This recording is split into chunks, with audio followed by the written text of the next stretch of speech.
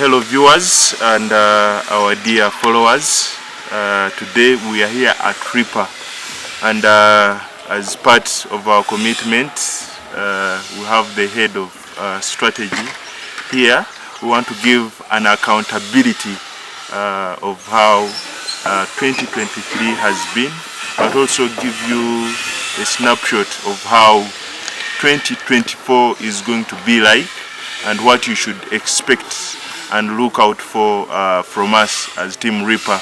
So I will welcome him to give us an insight about some of these ideas and deliverables that we have had. But before then, my colleague will introduce himself, then the head of strategy can take us through some of these insights.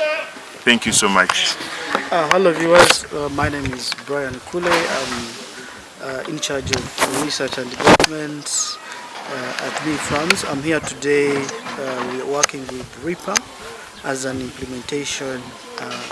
implementing partner, ensuring that everything work according to schedule, as you're going to be listening to a colleague here. Yes, thank you, Julius and Brian.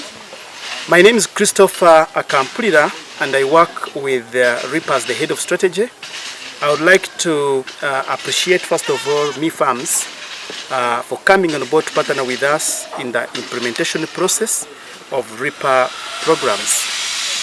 RIPA means Rural Initiatives for Poverty Alleviation, and it is a registered non-governmental organization registered in Uganda, and with the broad goal of socially and economically empowering rural communities in Uganda, and of course starting with Rubirizi district, then later we shall be able to spread to other districts.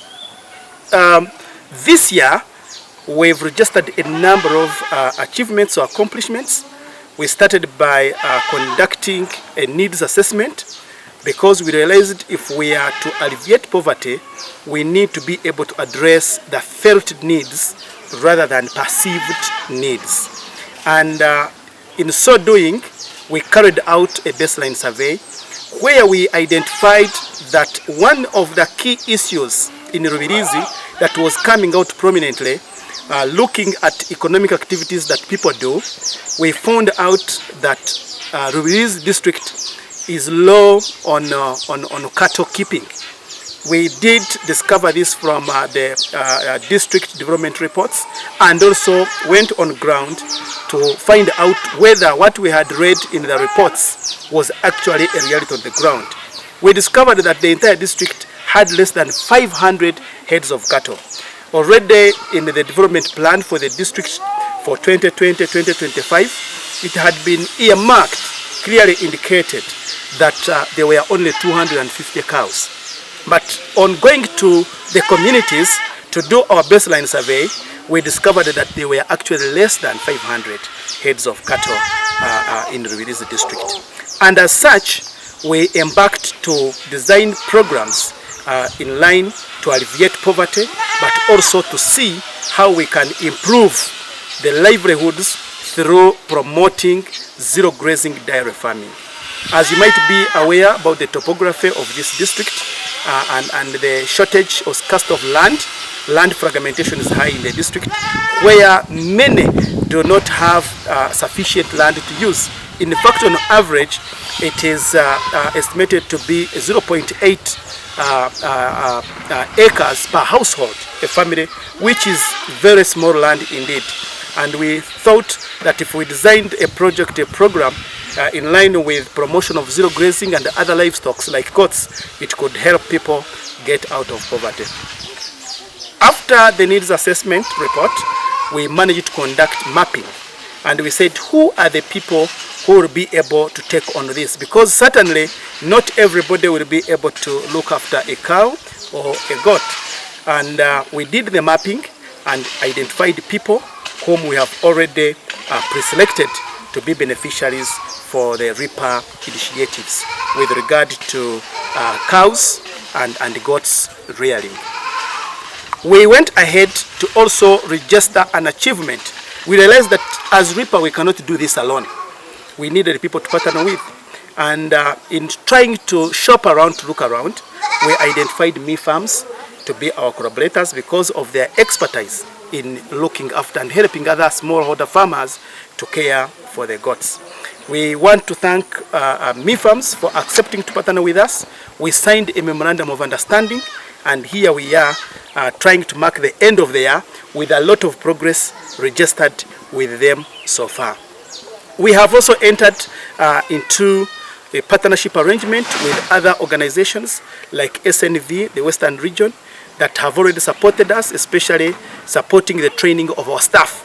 And they have promised to continue to support us in areas to do with capacity building of the farmers through our cluster formations. Because working with households, we will be grouping them into, we have grouped them into clusters where we shall be supporting them to empower them so that they can learn how to care for the animals, for the goats and the cows, and of course doing that as a business to earn incomes for the households.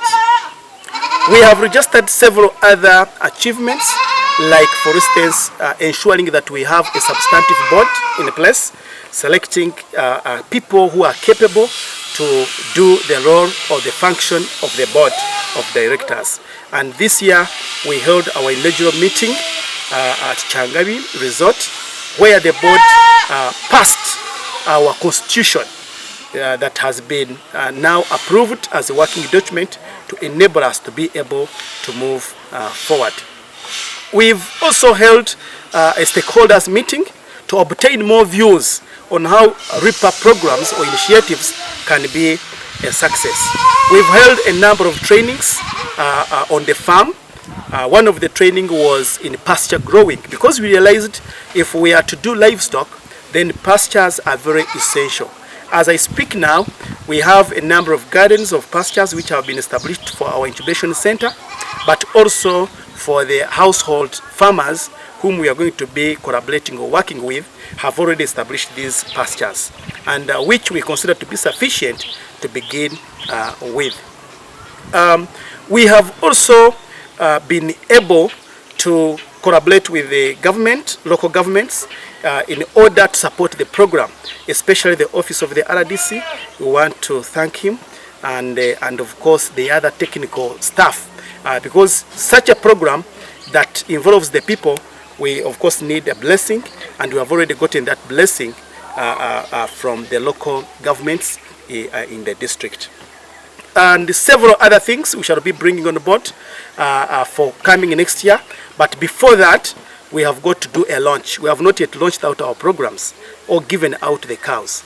We hope to do this in February 29th, on February 29th of 2024, where we are targeting 30 people to benefit from heifers, in-calf, Frisians, so that at the end of the day, when these household farmers keep these heifers and they deliver, the first calf will be retained by the farmer, and then the second calf will be brought back to RIPA Incubation Center, and when it has reached maturity age where it can conceive, we'll be doing artificial insemination, sexed insemination, and so that these heifers can only give us the females, which we shall be passing on from one household to another household in order to be able to reach out to the wider community.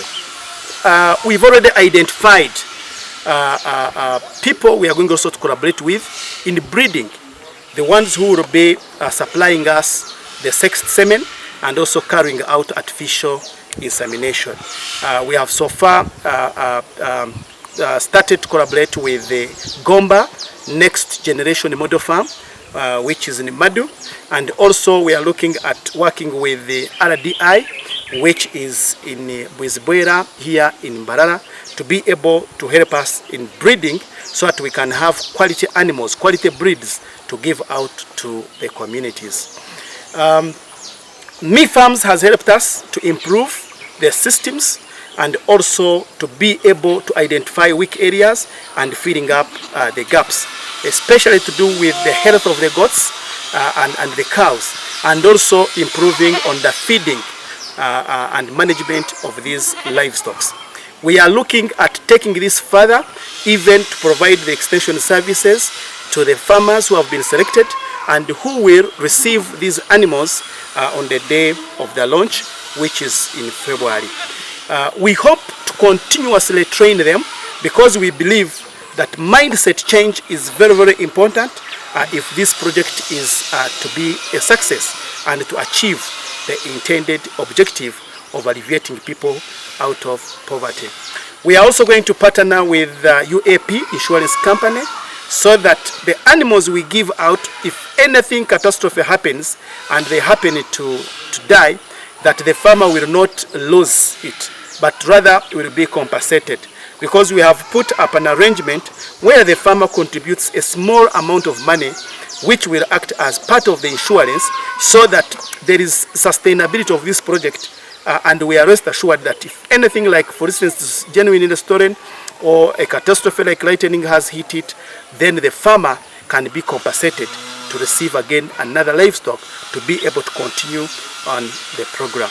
So there is a lot that we intend to do in the coming year, 2024, also drawing up other projects for those who may not be able to take on the cows or to take on the goats. Then they can do other projects like poultry keeping, for instance. So we'll be designing projects or initiatives in line to address the needs of the communities and to be able to help our people get out of poverty. And I want to say that, of course, we cannot say that we have all the muscles or the capacity to do all of this. We hope to collaborate with many other people to bring them on board who also buy into our vision and mission of alleviating poverty, especially in rural communities of Uganda. And above all, we put this project initiatives in the hands of God Almighty to enable us be able to achieve what we have planned to do. I say all this believing in God and saying for God and my country. Thank you very much for listening. Thank you so much, Head of Strategy, for these wonderful insights and achievements, but also looking forward to the new year in terms of what we are going to achieve, notably looking at the launch of this whole project and where beneficiaries are going to be getting a few things here and there in terms of the animals, of course, looking at the trainings that have been carried out, but also giving more tailored trainings. And as Me Farms, our emphasis, as he says, has been on animal health. We have ensured that the animals that are going to be given out, both the cows and goats, are tested first of all against any viral diseases. We did blood samples for brucellosis, and going forward did necessary vaccinations to all these animals so that the beneficiaries who are going to receive them can have at least assurance that these animals are going to be very different from the rest. We have also put a lot of emphasis on pasture because we want to grow these animals organically on our grown-up pasture here, but focusing on the balanced diet, as you'll be able to see the different gardens that I've been able to set up and different food nutrition values from the grasses that have grown that these animals are going to be feeding on. But most importantly, this being a model farm, we also want our farmers who are going to receive the animals, the beneficiaries, to copy and paste within their vicinities so that we can have uniform animals, and of course this can gear into the collective marketing strategy that is being provided for within the partnership of RIPA and Minute Farms. We have also gone ahead to work on a digital tracking system, looking at these animals that are going to the communities, having different tags that can be traced, but also knowing where each animal is at any particular time. Looking at the issues around their weight gains, issues around the milk that is being produced on a particular day, so that we can monitor at the end of it all and evaluate the efforts that we are putting in, but also see to it that we are getting to our goal as rural initiatives for poverty alleviation, and of course analyzing to see what other programs can be brought on board along this organization. So I will welcome my colleague also from the research perspective to tell us what Menit Farms has put in place in terms of the quality assurance and other monitoring tools that were put in place to ensure that this project succeeds. Thanks, colleagues. Of course, as my colleagues were mentioning, a few things that we are going to put in place to ensure that we are monitoring the project, evaluating its progress, and ensuring that we are learning. So learning is going to be a very big component into RIPA's project, which is one of the areas we want to focus on, centering on getting buy-in from the communities, from the authorities, and all other stakeholders that we're working with. So this is going to go down to ensure that we are collecting beneficiary feedback, perspectives, to inform the model at the end of the day, because we researchers assume that whatever model that is in place needs to be tested and constantly improving it or adjusting it depending on what the end users have to say. So it's not something that is going to be imposed, non-static. It's going to be a living model informed by what perspectives we shall receive. So we have designed tools and systems going to be utilized to capture this. We are going to be collecting information, following up all the people that are going to receive these animals, starting with those that are going to receive on the launching day, and following them up to ensure that they are managing their livestock with the required best practices, but also learning from them in terms of how they are perceiving the project at the end of the day. The other bigger components that we're going to be working on, looking at our partnership and in the year to come, next year, is largely instilling a robust record-keeping system, as well as having a digitalized tracking system, whereby we shall be understanding and knowing all the time, in real time, where the goats are, who has the goats, looking at their health status, looking at data related to pedigree, looking at the data related to expenses by the farmers, expenses from the incubation center, and profits, losses, and so on. So it's going to be a robust system whereby it's going to be integrated with the internal data that we are receiving from the feedback, and correlating this information to see how the project is progressing at the end of the day. The other third aspect, we've designed particular outcome and output indicators that are going to be informing our work planning process to ensure that we are tracking progress. Of course, there are several expectations around the quality of the animal, the breed of the animal, and including performance indicators in terms of the mortality rates, pregnancy rates, and trying to understand how that is going to be coming through, but also understanding if the project is in a way contributing to that desired change. also monitoring against our objective, the mission and vision. The last point, we are also going to integrate some sophisticated research initiatives. Some of the issues are going to be directly generated from the farm, ensure that we are studying the disease prevalence and non-performing animals, but also trying to breed different animals to understand how they perform and how they are contributing to the desired goal of alleviating poverty at the end of the day, increasing people's livelihoods in that sense.